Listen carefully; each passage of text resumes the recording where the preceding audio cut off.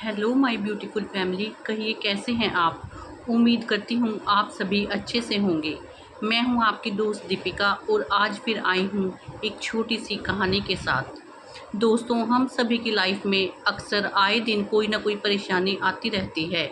एक परेशानी आती है तो दूसरी जाती है।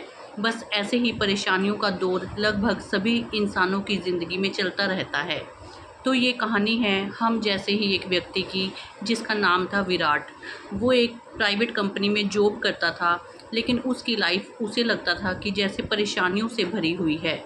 तो उसे पता चला कि उसके नगर में शाम को एक बाबा आने वाले हैं जो सभी परेशानियों का समाधान बता देते हैं। अब विराट को लगा कि ये उसके पास एक अच्छा मौका है, उसे भी उस बाबा के पास जाना चाहिए और अपनी परेशानियां बतानी चाहिए। तो विराट ने ऐसा ही किया। शाम तक बहुत ज़्यादा नगर में भीड़ हो चुकी थी, इसलिए रात होते होते विराट का नंबर आया। तब विराट ने बाबा को कहा कि बाबा, मेरी लाइफ में बहुत ज़्यादा परेशानियां हैं। कभी घर में कलेश रहता है, कभी स्वास्थ्य खराब रहता है, कभी जॉब में उलझनें आती रहती हैं, इसलिए लाइफ स्मूथ नहीं चल पा रही। एक के बाद एक परेशानियों का दौर बना रहता है। तो बाबा ने जवाब दिया कि बेटा, अब बहुत रात हो गई है, मैं अब तुम्हारी परेशानियों का समाधान नहीं कर पाऊँगा। मैं तुम्हें तुम्हारी परेशानियों का निराकरण सुबह बताऊँगा।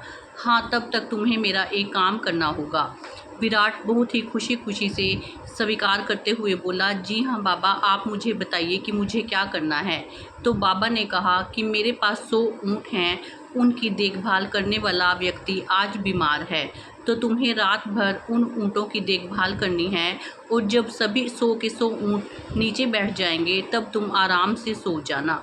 तो विराट ने उसमें हामी भर ली और कहा कि ठीक है बाबा, मैं सारी रात इनकी देखभाल करूँगा, और जब ये सारे ऊँट एक साथ बैठ जाएंगे तब मैं सो जाऊँगा। तो सुबह उठकर बाबा ने विराट से पूछा कि तुम्हारा अनुभव रात में कैसा रहा और तुम्हें नींद कैसी आई। विराट ने मुंह बनाकर कहा कि बाबा, मैं तो सारी रात सो ही नहीं पाया। कोई भी ऐसा क्षण नहीं आया जब ये 100 के 100 ऊँट इकट्ठे बैठ जाते। उनमें से कुछ ऊँट बैठते तो कुछ खड़े हो जाते, कुछ को फिर मैं प्रयास करके बिठा देता, लेकिन कुछ तो अपनी जिद पर ऐसे अड़े थे कि मेरे प्रयासों के बावजूद भी ना बैठ पाए, और मैं सारी रात परेशान ही रहा। तो बाबा ने कहा कि मुझे पता था कि ये ऊँट कभी भी एक साथ नहीं बैठेंगे। इस पर विराट बड़ा हैरान हुआ और उसे थोड़ा गुस्सा भी आया, और उसने कहा कि बाबा, जब आपको पता था तो आपने मुझे ये काम क्यों सौंपा।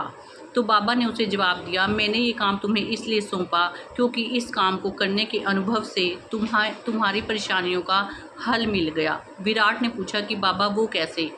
तो बाबा ने उत्तर दिया कि जैसे ये ऊँट सारे के सारे एक साथ इकट्ठे नहीं बैठते, कुछ तुम्हारे प्रयासों से बैठ गए, लेकिन कुछ प्रयास करने के बावजूद भी नहीं बैठे, लेकिन जब तुम थक गए तो ये अपने आप ही बैठ गए। इन्होंने इस बात का इंतज़ार नहीं किया कि उन्हें बिठाने के लिए तुम प्रयास करोगे।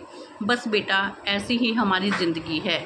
कुछ परेशानियां ऐसी होती हैं जिनके ऊपर हम ध्यान नहीं देते, लेकिन फिर भी वो सुलझ जाती हैं, और कुछ ऐसी होती हैं जो हमारे प्रयास करने के बाद अपने आप से निपट जाती हैं।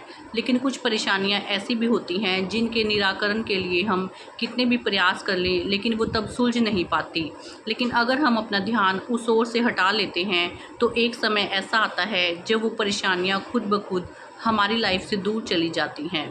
तो दोस्तों, उस विराट की तरह ही हम सब की लाइफ है।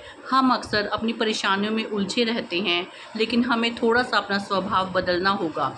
इन परेशानियों के बारे में समझना होगा कि जब तक लाइफ है, ये परेशानियों का आना जाना लगा ही रहेगा।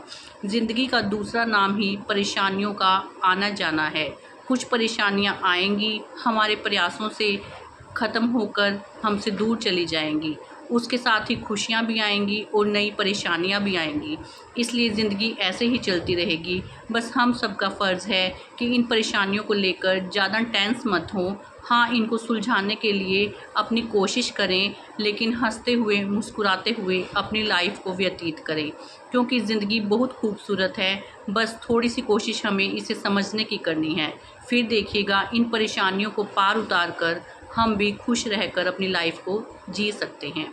तो दोस्तों, आज के लिए इतना ही। कहानी छोटी सी थी, लेकिन शायद इसका अर्थ बहुत ज़्यादा गहरा था। मिलूंगी आपसे फिर से एक नई कहानी के साथ। तब तक के लिए आप सभी को मेरी नमस्कार।